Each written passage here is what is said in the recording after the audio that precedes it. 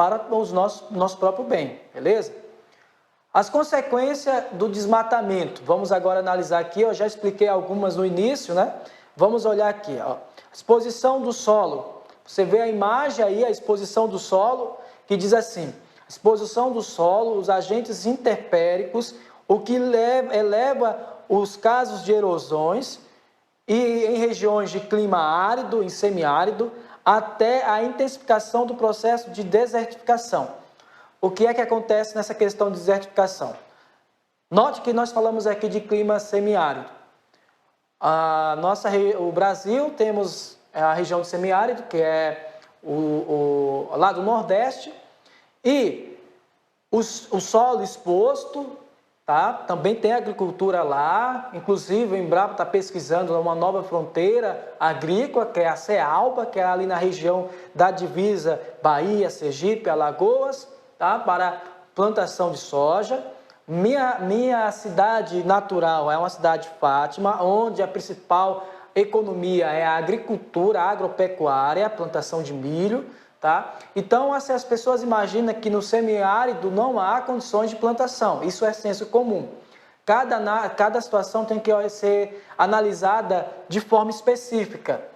Olha só, quando você não tem um cuidado devido com o solo no semiárido, a perca por meio da água que vem e leva a camada fértil do solo, tá? Vai causar o que nós chamamos de desertificação, tá? Em regiões de florestas, como na Amazônia, o descuido com o solo, com a vegetação, vai causar o que nós chamamos de savanização. Ou seja, sempre há um regresso na questão disso, beleza? Por isso, mais do que nunca, é muito importante haver aquele cuidado, tá? Não vai deixar de plantar, não vai deixar de produzir, mas é preciso haver cuidado e responsabilidade ambiental e social. Outra questão é a extinção de espécies, tá? Você vai ver essa imagem aí, sobretudo chamadas as espécies endêmicas, que são as espécies do local, daquela região, que se restringe a uma área especificamente limitada. Para essas espécies, as florestas são o habitat, a fonte de alimento, de forma que sua retirada descontrolada pode gerar um grande prejuízo ambiental. Tem lugares que você vai e encontra bicho preguiça no meio da cidade e vê outros animais selvagens no meio de um outro ambiente. Por que isso está acontecendo? Porque estão ali retirando o habitat deles. É como se você morasse na sua casa e, por interesses econômicos, por interesses macroeconômicos, vai tirar você da sua casa. E se você não tem onde vai, para onde que você vai? Né? Vai ficar vagando. Então, os animais, eles acabam ficando vagando. Então, esse é um dos maiores prejuízos, tá? A questão do desequilíbrio ambiental. As espécies endêmicas, que são animais, etc. Beleza? Ainda sobre consequências dos desmatamentos, nós vamos aqui falar sobre o que eu já falei no início, agora vamos frisar um pouquinho mais sobre essa questão aqui, ó. A alteração ou até a extinção de cursos d'água, que depende das florestas para o controle do assoreamento dos seus leitos e também para a manutenção de suas margens, evitando ou diminuindo os casos de erosão fluvial. Sem as florestas, muitas nascentes deixam de existir e muitos rios ficam comprometidos. Existe um projeto muito bacana de recuperação de nascentes. Então, esse projeto recuperar uma nascente não é difícil, gente. É só você reflorestar a área ao redor, tá? E geralmente aquela região ali pode estar um pouco entupida. Você vai desentupir, usar os materiais necessários. Você pode pesquisar no YouTube como recuperar nascentes. As nascentes, os afluentes são muito interessantes para os rios, tá? O que acontece? Veja só, a extinção dos cursos d'água. Existem rios que não existem mais. Por exemplo, você vai naquela região do Oriente Médio, os rios, tem rios que foram 100% assoreados.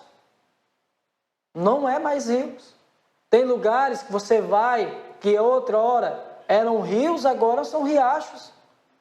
São rios que são rios temporários, tá? E nós temos, o Brasil é abençoado por haver várias bacias hidrográficas abundantes no quesito água doce, tanto na água superficial, como também na água subterrânea. Veja só, gente, o cuidado com a floresta, o cuidado com a mata, o cuidado com aquilo que está ao derredor dos rios, também é importante para a água. O Brasil é o país que tem mais, uma porcentagem maior de água doce no mundo, tá? Você vai em alguns países da Europa, até a questão da água é controlada, porque eles sabem também a questão do tanto de água que há disponível para eles. A água também é mais cara em outras regiões, tá? Nós somos ricos em água potáveis, aí muitas outras riquezas naturais. Então, cuidado com o nível, né? Essa questão de diminuir o nível da água, isso é interessante, você ter o cuidado com o solo, beleza? Problemas climáticos. Os problemas climáticos. Haja vista que muitas florestas emitem uma grande quantidade de umidade para a atmosfera, de forma que a sua retirada acarreta menores quantidades de chuva e interferências nas médias de temperatura em várias outras regiões que costumam e recebem umidade. O que acontece aí? Vamos lá. Existe o que nós chamamos de evapotranspiração, que é a retirada, a umidade das árvores e também do solo, né, que ascende para a atmosfera. E construída essas nuvens de nuvens carregadas, que nós chamamos também de rios aéreos, né, que levam chuvas. Quem mora no Sudeste, também em outras regiões, muitas chuvas vêm do corredor do norte, ali da Amazonas. Ou seja, a quantidade de árvore também ajuda na questão da umidade do planeta, da umidade também daquela micro-região, daquele ponto específico. Então, quanto mais se desmata sem responsabilidade ambiental, porque o que é a responsabilidade ambiental? É quando você desmata, mas depois você refloresta, você floresta aquela região, tem projetos sociais. Um projeto muito interessante é um projeto da Nestlé. Nestlé vive reflorestando e plantando árvores, porque ela sabe também que por meio das suas atividades promove alguns impactos ambientais. Tudo que o ser humano vier a fazer causa impacto ambiental. Algumas atividades em grandes proporções e outras em menores proporções, mas tudo que nós viemos a fazer causa impacto no meio ambiente.